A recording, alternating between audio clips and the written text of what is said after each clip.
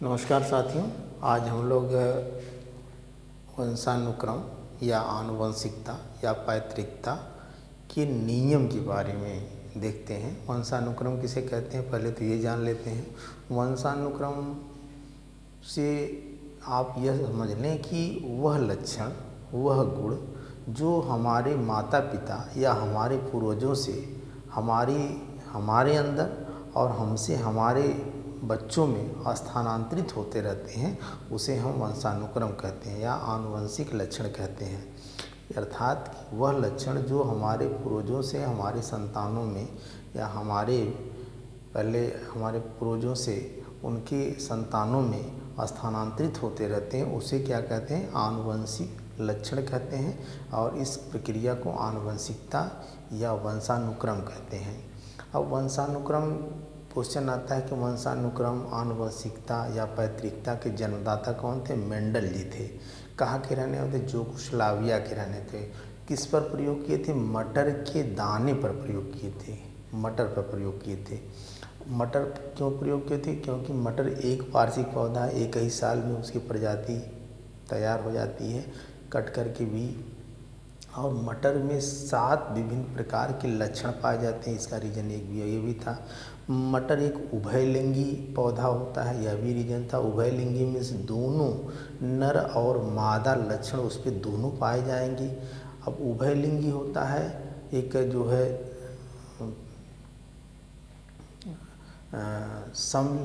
एक लिंगी होता है। तो एक लिंगी जैसे होता है जो अलग अलग जिस पे लिंग होती है, जैसे हम लोग हैं, नर के अंग लिंग अलग है, मादा के लिंग अलग है। लेकिन उभय लिंगी का मतलब होता है जैसे केचुआ जो होता है उभय लिंगी होता है, क्योंकि दोनों उस पे लिंग होते हैं। नर के भी सेक्स आर्गन्स होते हैं, मादा के भी सेक्स आर्गन होते हैं। और जो ये मटर है उस पर भी उभय लिंगी यानी स्त्री केसर और पुंकेसर दोनों होते हैं। पुंकेसर मीन्स जो पुरुष के अंग, नर के भाग, और स्त्री केसर जो मादा के भाग। तो इस कई रीजन थे और यह एक पादरी थे। और इस तरीके से जब ये रिसर्च कर रहे थे जेनेटिक्स पे, पैतृकता या आनुवंशिकता या वंशानुक्रम थे, तमाम वैज्ञानिकों ने इनका मजाक उड़ाया। ये लोग कहे कि ये कुछ संभव नहीं है, क्योंकि उस समय ये था कि हमारे वह लक्षण जो हमारे संतानों में हमारे पूर्वजों से स्थानांतरित होते हैं, उसे ट्रेट्स कुछ लोगों ने नाम दिया था। उस समय जब ये भी कर रहे थे उसको ट्रेट्स दिए थे। बाद में धीरे धीरे परिवर्तन होते उसका नाम जो है आनुवंशिक लक्षण कहा गया। तो अब वह लक्षण जो हमारी सेल्स होती है, सेल्स में जो है हमारे एक न्यूक्लियस होता है जो केंद्रक होता है। केंद्रक में क्या होता है? ये क्रोमोसोम्स होते हैं। क्रोमोसोम्स में डीएनए होते हैं, डीएनए पे जीन वगैरह होते हैं। तो जीन के माध्यम से जो है ये लक्षण पीढ़ी दर पीढ़ी जाते हैं। यह तो है कि वही लक्षण पीढ़ी दर पीढ़ी जाएंगे, जीन पे जो है प्रभाव होगा। लेकिन यह चीज़ें बाद में समझ में आई और बाद में इस पर जो है लोगों ने रिसर्च किया। और शुरू में इसके कुछ नियम कुछ वैज्ञानिकों ने दिया, जहाँ से क्वेश्चन पुटअप होते हैं शिक्षक पात्रता परीक्षा में, उसको हम देख लेंगे। पहला था आपका बीज कोश के निरंतरता का नियम, फिर समानता का नियम, फिर उसके बाद आपका विभिन्नता का नियम, प्रत्यागमन का नियम, लैमार्क का नियम, डार्विन का नियम, और आपका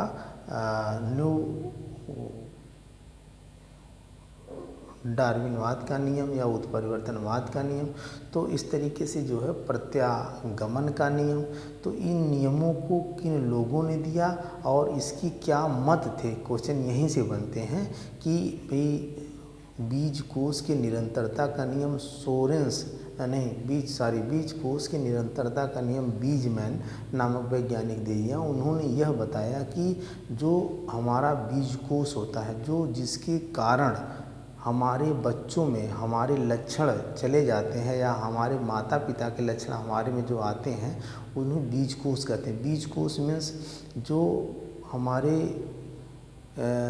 शुक्राणु और अंडाणु के मिलने से जो एक तरीके से जो बीज कोश बनता है, जो युग्मनज बनता है, जो जाइगोट बनता है, उन्होंने कहा कि वह लक्षण, वह बीज कोश जो है पीढ़ी दर पीढ़ी चलता रहता है, नहीं बना रहता है, वह नष्ट नहीं होता है। उन्होंने कहा कि जो ये बीज कोश होता है, ये बीज कोश बीज कोष नष्ट नहीं होता है, नष्ट नहीं होता है। ये इन्होंने किसने कहा था? बीजमैन ने कहा था। बीज कोष नष्ट नहीं। अच्छा, बीज कोष क्या होता है? जो आपका नर और मादा यानी शुक्राणु प्लस अंडाणु, शुक्राणु प्लस अंडाणु के मिलने से जो बनेगा आपका क्या बनेगा? एक तरीके से युग्मक या जाइगोट इसको कहेंगे, जाइगोट या इसको बीज कोष कहेंगे। नहीं, जिसके द्वारा अब भाई टेस्टिस से स्पर्म निकलेगा, शुक्राणु निकलेगा, ओवरी से ओवा निकलेगा, अंडाणु निकलेगा, दोनों मिलेंगे तो जाइगोट बनेगा। फिर वो यूट्रस में आएंगे, यूट्रस में आकर के जो है गर्भाशय में आकर के एक तरीके से बच्चे का निर्माण करेंगे। तो उन्होंने कहा कि जो ये बीजकोष है, ये जो किसी भी संतान के बीजकोष जब उनकी संतानों में जाएगा तो वो जो है पीढ़ी दर पीढ़ी उनकी संतानों से उनके बच्चों की संतानों, फिर उनके बच्चों से उनके बच्चों में ये चलता रहता है। लेकिन बीएन झा ने इसका विरोध किया। बीएन झा ने कहा कि ऐसा नहीं है, वह बीजकोष तो जाता है लेकिन वह संरक्षण के रूप में जो है रुका रहता है, उस वहाँ एक नया बीजकोष बन करके उनकी नई संतानें जो होती हैं। तो इसलिए यह नियम जो अमान्य हो गया। फिर उसके बाद उन्होंने कहा समानता का नियम। किसका नियम? समानता का नियम सोरेंस ने दिया। इन्होंने बताया कि जो संतानें होती हैं, इनके सोरेंस के अनुसार इन्होंने बताया कि जो माता पिता की संतानें होती हैं, अगर माता पिता समान होती हैं, माता पिता से उनकी संतानें समान होती हैं। समान होने मीन्स आप समझ लें कि अगर माता पिता गोरे हैं तो संतान भी गोरी होंगी, माता पिता अगर सांवले या काले हैं तो वो भी काले या सांवले होंगी, माता पिता अगर मंद बुद्धि के हैं तो संतान भी मंद बुद्धि की होगी, चालाक है तो चालाक होंगे, लंबे हैं तो लंबे होंगे, बौने हैं तो इन्होंने समानता का नियम दिया। समानता का नियम की भी अस्वीकार कर दिया गया इसको जो है। फिर उसके बाद विभिन्नता का नियम। विभिन्नता का नियम सोरेंस और लेमार्क और डार्विन ने दिया। इन्होंने कहा कि ऐसा नहीं है। बाद में सोरेंस जी भी उस चीज़ का जो उन्होंने कहा कि कुछ ऐसे लक्षण भी होते हैं जो माता पिता के जो है बच्चों में नहीं जाते हैं, उनके विपरीत लक्षण हो जाते हैं। विभिन्नता का नियम होता है। तो जैसे उन्होंने कहा कि प्रतिभाशाली माता पिता के बच्चे भी कभी कभी मंद हो जाते हैं, मंद बुद्धि के हो जाते हैं। मंद बुद्धि के माता पिता के बच्चे भी कभी कभी जो है तीव्र बुद्धि के हो जाते हैं। लंबे के बच्चे कभी कभी बौने हो जाते हैं। तो लेमार्क और डार्विन ने कहा कि ऐसा इस स्थिति में होता है कि जो लक्षण जो है प्रयोग में होता है, जो लक्षण प्रयोग में होता है, प्रयोग में होता है, वह पीढ़ी दर पीढ़ी जाता है। जो लक्षण प्रयोग में होता है वही पीढ़ी दर पीढ़ी जाता है, और वो जो लक्षण प्रयोग में नहीं होता है वह जो है विलुप्त हो जाता है, नष्ट हो जाता है, आगे पीढ़ी दर पीढ़ी नहीं जा पाता है। लेमार्क और डार्विन ने बताया। फिर प्रत्यागमन का नियम, सोरेंस जी भी इसी नियम को बताते। प्रत्यागमन का नियम यहाँ कभी कोई मेंडल का भी आता है, तो प्रत्यागमन का नियम भी यही बताते हैं जो विभिन्नता का नियम है कि वह लक्षण जो अपने माता पिता के लक्षणों से संतानों में भिन्न होते हैं तो वह लक्षण प्रत्यागमन का नियम होता है। कि कभी कभी आप देखेंगे कि चालाक माता पिता के बच्चे जो है मंदबुद्धि हो जाएंगे, या मंदबुद्धि माता पिता के बच्चे जो है चालाक हो जाते हैं। तो इस तरीके से ये नियम थे कुछ। और फिर उसके बाद आप देखेंगे मुख्य रूप से यहाँ से भी तो इसके नियम हैं ही, मेंडल नियम, लेमार्क का नियम, डार्विन का नियम और नव लेमार्कवाद का भी नियम इसको कहा जाता है। इसको नव लेमार्क उत्परिवर्तनवाद को नव लेमार्कवाद का नियम भी कहा जाता है। नव डार्विन वाद का नियम भी इसको कहा जाता है। तो अब देखते हैं कि मेंडल का नियम। मेंडल इन्होंने बताया था कि किसी भी प्रजाति के, उन्होंने कहा कि जब किसी भी प्रजाति के जो लक्षण होते हैं जो पीढ़ी दर पीढ़ी जाते हैं, उनके मौलिक गुणों की तरफ उनके जो सामान्य गुण होते हैं उनकी तरफ वो अग्रसर होते हैं। इन्होंने ये बताया कि जब किसी भी प्रजाति या किसी भी जीव या किसी भी प्राणी में जब संतानें होती हैं तो वह लक्षण जो उनके अंदर जो दिखाई देते हैं, जो दिखाए तो उनके मौलिक लक्षणों की तरफ अग्रसर होते हैं। इनका था, किनका था? मेंडल का था। अच्छा, मेंडल ने ही जो है मटर के दाने पर प्रयोग किया था और मेंडल को ही जो है क्या कहा था? इनका मेंडल को आनुवंशिकता या वंशानुक्रम या आनुवंशिकता का पिता, आनुवंशिकता का पिता कहा जाता है। किसको? मेंडल को। मेंडल को कहा जाता है, इनको मेंडल को। तो आनुवंशिकता का पिता कभी कभी पूछता है क्वेश्चन। और किस पर प्रयोग किया था? मटर के दाने पर, मटर पे किया था। किस पर? मटर पर प्रयोग, मटर पर प्रयोग किया था इन्होंने। और इन्होंने 3 नियम दिया था। पहला नियम क्या था आपका? प्रभाविता का नियम, दूसरा पृथक्करण का नियम, तीसरा स्वतंत्र व्यूहन का नियम। तो पहले उन्होंने बताया कि जब किसी एक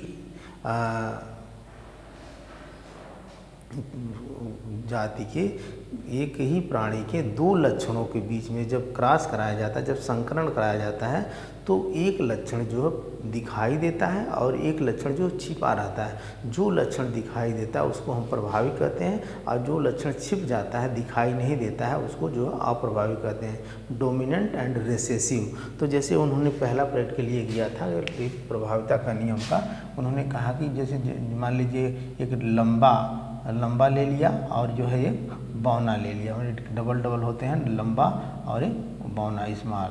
ये हो गया लंबा और ये बौना। दोनों को भी जब क्रॉस कराया गया तो मान लीजिए इसका टी जाएगा, इसका भी टी आएगा, इसका भी टी आएगा, इसका भी टी आएगा, इसका भी टी आएगा, इसका भी टी आएगा, इसका भी टी आएगा और इसका भी टी जाएगा। तो इस तरीके से 4 प्रजाति, यानी स्मॉल टी और ये टी स्मॉल टी और यहाँ पे टी स्मॉल टी और टी स्मॉल टी। तो यानी सभी, अभी ये लंबे ही होंगे। क्या होंगे? लंबे। समान रूप से ये भी लंबा होगा, ये भी लंबा होगा, ये भी लंबा होगा और ये भी लंबा होगा और ये भी लंबा होगा। तो इसमें क्या है? बौनापन गुण जो है अप्रभावी है, वो छुपा हुआ है, यानी लंबापन गुण जो है वो दिखाई दे रहा है। तो इसको क्या कहेंगे? प्रभाविता का नियम। किसने दिया था? कभी कभी क्वेश्चन आता है प्रभाविता का नियम किसने दिया था? तो किसने? मेंडल ने दिया था। किसने दिया था? मेंडल ने दिया था। फिर ये आपकी F1 जनरेशन है, प्रथम पीढ़ी, इसको कहेंगे F1 जनरेशन, यानी प्रथम जनरेशन, प्रथम पीढ़ी कहा था। फिर दूसरे बात उन्होंने कहा कि पृथक्करण का नियम। क्या कहा था? पृथक्करण का नियम। पृथक्करण का नियम इन्होंने बताया कि जब प्रथम पीढ़ी में जो संकर प्रजातियां मिल जाती हैं, उनमें जब स्वपरागण कराया जाता है, क्या कराया जाता है? सेल्फ जो है परागण कराया जाता है। तो जो रिसेसिव हैं, जो अप्रभावी लक्षण हैं, जो छिपे हुए लक्षण, वह भी दिखाई देने लगते हैं। नहीं, सभी अलग अलग लक्षण दिखाई दे रहे हैं। जैसे अब उन्होंने देखा कि मान लीजिए जो है ये स्मॉल टी और स्मॉल टी, अब आप देखेंगे परागण कराया गया इस तरीके से। मान लीजिए तो ये कैपिटल टी पहले आएगा, फिर ये भी कैपिटल टी आएगा, फिर एक कैपिटल टी लिया गया, ये भी स्मॉल टी लिया गया। अब इसको ले लिया कि स्मॉल टी लिया गया और ये कैपिटल टी लिया गया, फिर ये स्मॉल टी लिया गया, फिर ये स्मॉल टी लिया गया। इस तरीके से आप समझ जाएंगे। तो पहला वाला ये यहाँ थोड़ा देख लेते हैं, यहाँ आ जाएगा। तो पहले क्या था? कैपिटल टी और capital T, capital T, capital T लंबा। फिर इसके बाद दूसरे वाले में यहाँ पे था capital T small T, capital T small T. फिर उसके बाद तीसरे वाले में क्या था? स्मॉल टी कैपिटल टी, यानी कैपिटल टी स्मॉल टी। फिर चौथे वाले में क्या था? स्मॉल टी स्मॉल टी, यानी ये भी लंबा, ये भी लंबा और ये भी लंबा, ये भी लंबा और ये बौना। लेकिन यह जो होगा शुद्ध लंबा होगा। यह क्या होगा? शुद्ध लंबा होगा। यह जो है शुद्ध लंबा नहीं होगा। इसमें एक तरीके से बौनापन का लक्षण छिपा हुआ होगा और यह शुद्ध बौना होगा। यह क्या होगा? शुद्ध बौना होगा। शुद्ध बौना होगा। यह अशुद्ध लंबा होगा। अशुद्ध लंबा इसको कहेंगे। अगर इसको फिनोटाइप में देखेंगे तो फिनोटाइप मतलब कि एक तरीके से फिनोटाइप में बाह्य रूप से अगर देखा जाए तो इसका अनुपात क्या हो जाएगा? यानी लंबा लंबा 3 हो गए। यानी फिनोटाइप में फिनोटाइप रेशियो अगर देखेंगे तो 3:1 हो जाएगा। लेकिन अगर उसे जीनोटाइप देखेंगे, जीनोटाइप रेशियो अगर देखेंगे तो ये हो जाएगा 1:2:1, क्योंकि एक शुद्ध लंबा, 2 अशुद्ध लंबा और 1 शुद्ध बौना। तो कभी कभी क्वेश्चन आता है कि जो पृथक्करण का नियम है, लॉ ऑफ सेग्रीगेशन, इसमें जो है ये संकर प्रजातियां हैं। ये क्या है? संकर प्रजातियों के बीच जब स्वपरागण कराया गया तो इस तरीके के लक्षण दिखाई दिए। कभी कभी क्वेश्चन पूछता है, इसे भी आप देख लेंगे। और फिर उसके बाद तीसरा था स्वतंत्र अव्यूहन का नियम। उन्होंने बताया कि वह लक्षण स्वतंत्र अव्यूहन का नियम कि भाई कितने भी प्रकार के लक्षणों के बीच में क्रॉस कराया जाए, चाहे कई बार क्रॉस कराया जाए, लेकिन एक लक्षण जो है, एक गुण दूसरे गुण को कभी प्रभावित नहीं करेगा। अगर उसमें कुछ पीढ़ी में वह लक्षण उसको पे प्रभावी है और कुछ लक्षण नहीं दिखाई दे रहा है जो अप्रभावी है, जो एक तरीके से रिसेसिव है, तो वह जो है वो लक्षण जो है अप्रभावी है, नहीं दिखाई दे रहा है, तो वह जो है किसी न किसी पीढ़ी में वह दिखाई देगा। तो इस तरीके से अगला आपका स्वतंत्र अव्यूहन का नियम हो गया। कौन सा? स्वतंत्र अव्यूहन का नियम। फिर उसके बाद लैमार्क का नियम। लैमार्क जी जो थे उन्होंने बताया, मुख्य रूप से 3 नियम दिए थे और उनकी पुस्तक कभी कभी पूछता है फिलोसफिक जूलॉजिक, और इनका प्रयोग किस पे था? जिराफ पे था। किसका पे था? जिराफ पर। अफ्रीका के जंगलों में जिराफ होते हैं, जिराफ पे इन्होंने प्रयोग किया था।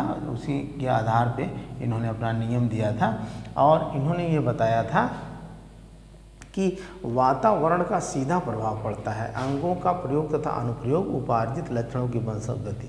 ये 3 इनके नियम थे। पहला एक तरीके से नियम क्या, इनकी 3 बातें थी जिन पे उन्होंने इसी के आधार पे अपने पूरे नियम को दिया था। उन्होंने कहा कि किसी भी जीव में जो संतानें पैदा होती हैं, उस संतान को लिए जो वातावरण का सीधा प्रभाव पड़ता है। अच्छा देखेंगे कि हम लोग यहाँ पे थोड़ा सा देख लेते हैं कि जैसे कि अब यह टॉपिक जो है हम इसको वातावरण के बारे में आप लोग पढ़ाएंगे कि ये वंशानुक्रम वातावरण दोनों साथ साथ चलता है। जैसे वुडवर्थ जी ने बताया था कि वुडवर्थ जी जो बताए थे कि जो हमारा विकास होता है, वुडवर्थ जी के अनुसार जो विकास होता है, वुडवर्थ जी के अनुसार, Woodworth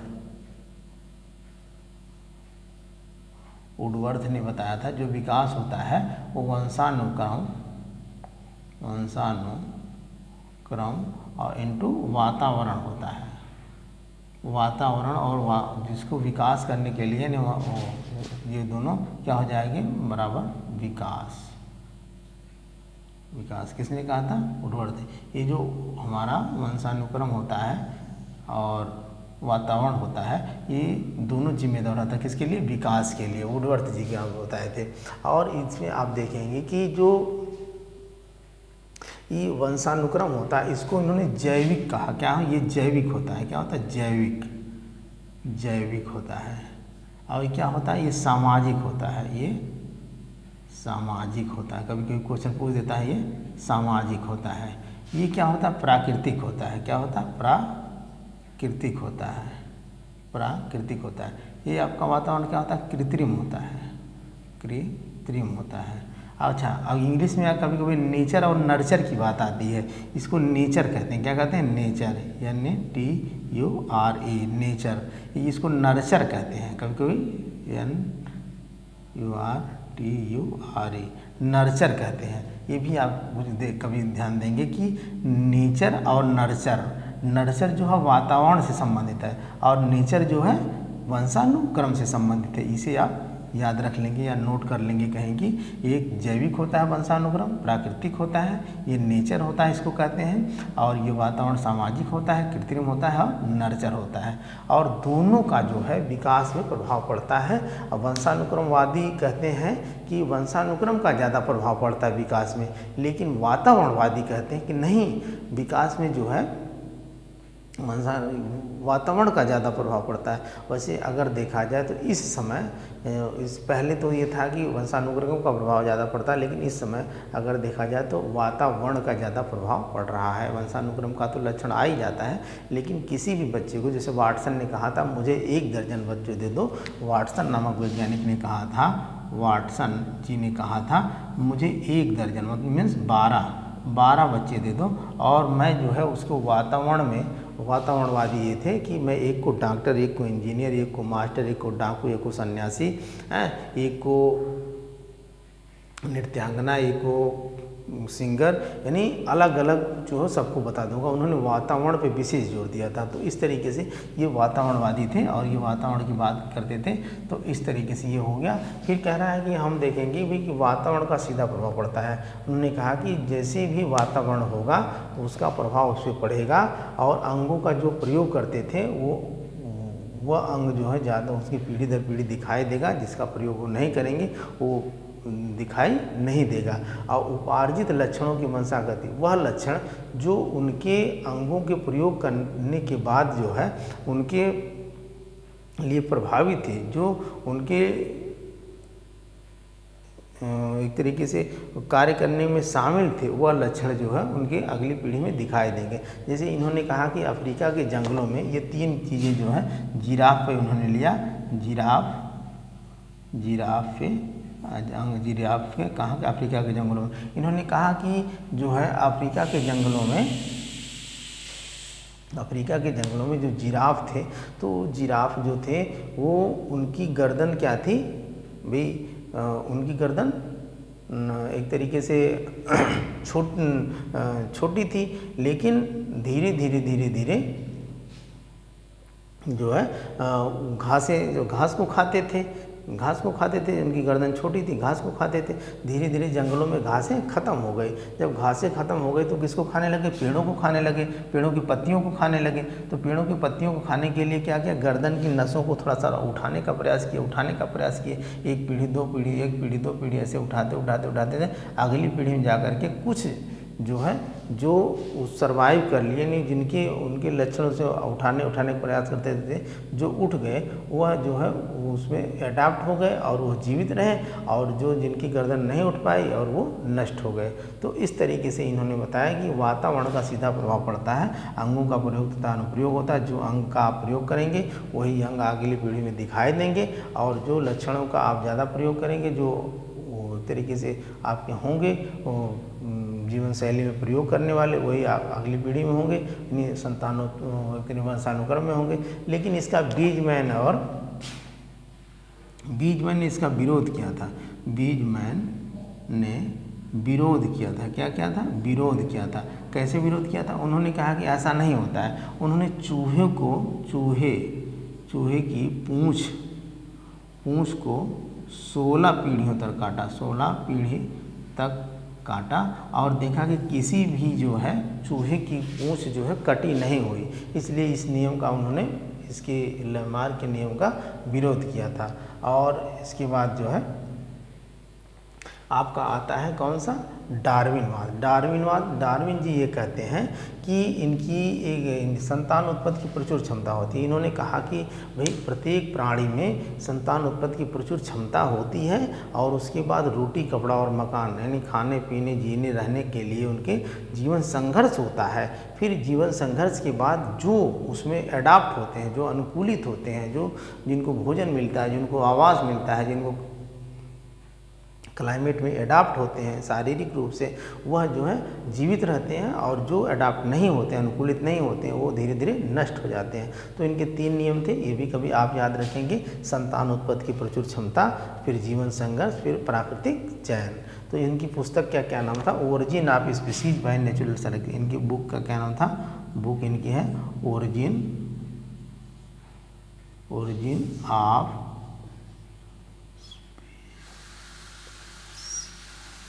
Spacey, origin of specie bye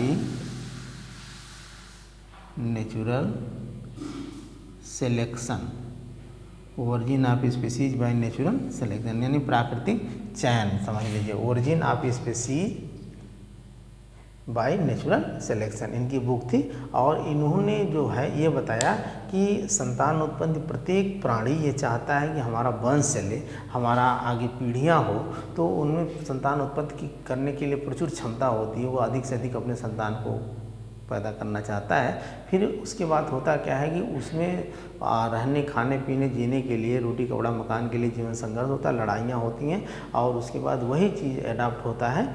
और इन्होंने भी जिराफ का उदाहरण दिया, अफ्रीका की जिराफ का भी उदाहरण दिया।